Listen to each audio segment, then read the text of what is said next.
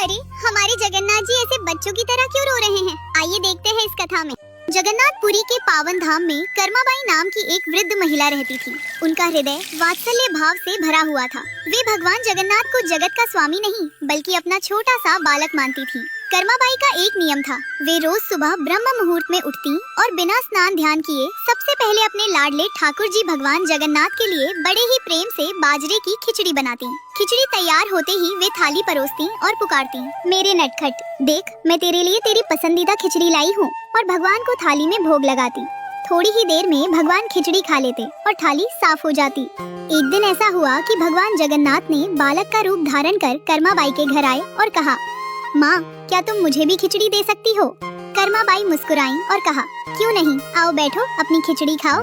भगवान बालक बनकर बड़े चाव से खिचड़ी खाते और अपनी बाल लीलाओं से कर्माबाई को निहाल कर देते। ये क्रम वर्षों तक ऐसे ही चलता रहा। एक दिन की बात है, एक ज्ञानी साधु कर्माबाई की कुटिया पर पधारे। उन्होंने देखा कि कर्माबाई बिना स्नान किए और बिना किसी विधि विधान के भगवान को खिचड़ी का भोग लगा रही हैं। साधु ने कर्माबाई को टोकते हुए कहा, माई, ये तुम क्या अनर्थ कर रही हो? बिना स्नान किए भगवान को भोग लगाने से पाप लगता है। शास्त्रों के अनुसार तुम्हें पहले स्नान करना चाहिए, फिर विधिवत पूजा पाठ करके ही भोग लगाना चाहिए। भोली भाली कर्माबाई घबरा गईं। उन्हें लगा कि शायद वे अपने ठाकुर जी का अपराध कर रही हैं। अगले दिन से उन्होंने साधु के कहे अनुसार ही किया। वे सुबह उठी, पहले आंगन से फूल चुने, फिर स्नान किया और पूरे विधि विधान से पूजा की। इन सब कार्यों में बहुत समय बीत गया और खिचड़ी बनने में देर हो गई। उधर बाल रूप में भगवान जगन्नाथ कुटिया में आ चुके थे और भूख से व्याकुल होकर कर्माबाई का इंतजार कर रहे थे।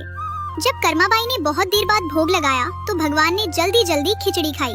क्योंकि मंदिर के कपाट खुलने का समय हो गया था, इसलिए वे बिना मुंह धोए और बिना पानी पिए ही वहां से भागकर मंदिर चले गए। उस दिन जब मंदिर के मुख्य पुजारी ने गर्भगृह खोला तो वे हैरान रह गए। उन्होंने देखा कि भगवान जगन्नाथ की मूर्ति के मुख पर खिचड़ी के दाने लगे हुए हैं।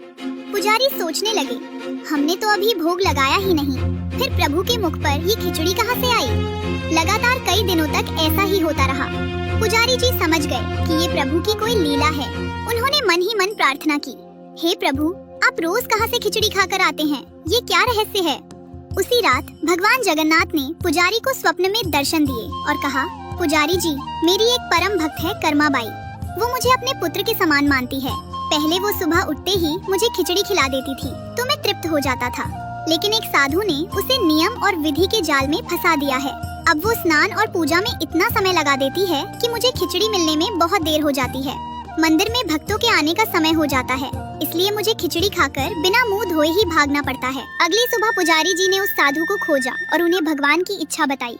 पुजारी की बात सुनकर साधु का हृदय भर आया और उनकी आंखों से पश्चाताप के आंसू बह निकले। वे दौड़ते हुए कर्माबाई की कुटिया पर पहुँचे और उनके चरणों में गिरकर बोले, माँ, मुझे क्षमा कर दो, मैंने तुम्हारे भाव की गहराई को नहीं पहचाना। तुम जैसे चाहो वैसे अपने ठाकुर जी को भोग लगाओ। तुम्हारे वात्सल्य के आगे मेरे सारे नियम और ज्ञान फीके हैं।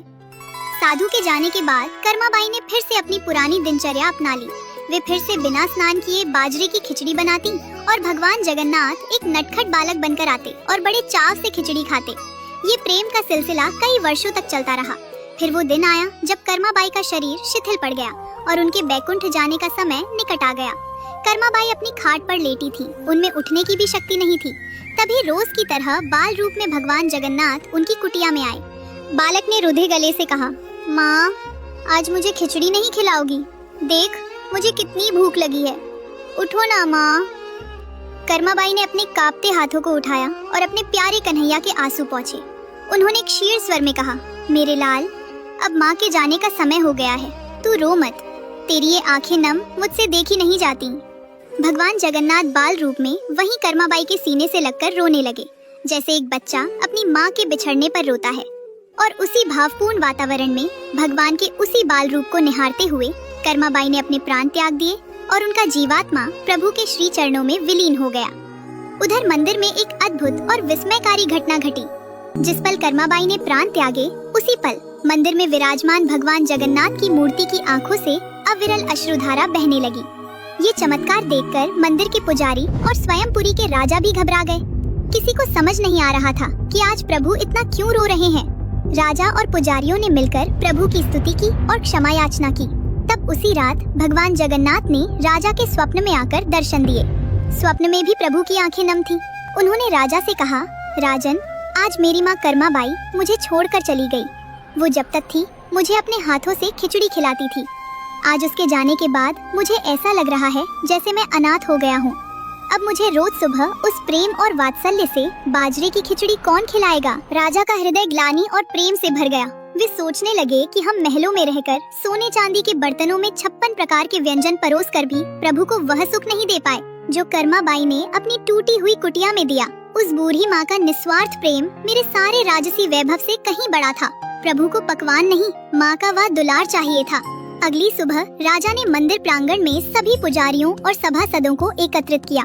वातावरण में एक अजीब सी उदासी और पवित्रता थी। राजा की आंखों में आंसू थे और कंठ रुंधा हुआ था। उन्होंने कंपकपाते स्वरों में राजसी आदेश जारी करते हुए कहा, आज से जगन्नाथपुरी के विधान बदलेंगे। मेरे प्रभु को अब और इंतजार नहीं करना पड़ेगा। राजा ने घोषणा की, आज से भगवान जगन्नाथ को राजसी 56 भोग बाद में लगेंगे। सबसे पहले ब्रह्म मुहूर्त में माँ कर्मा बाई की याद में बाजरे की खिचड़ी का भोग लगाया जाएगा। यह भोग मिट्टी की हांडी में बनेगा और उसी भाव से परोसा जाएगा ताकि त्रिभुवन के स्वामी को अपनी माँ कर्मा बाई की कमी कभी महसूस न हो।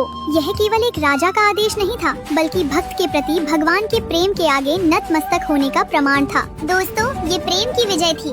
आज सदियों बाद भी पुरी के मंदिर में ये परंपरा अटूट है। इसे बाल भोग कहा जाता है। सच है, भगवान नियमों के नहीं, केवल भाव के भूखे होते हैं। अगर कर्मा बाई की ये भक्ति आपके दिल को छू गई हो तो कमेंट में जय जगन्नाथ लिखें।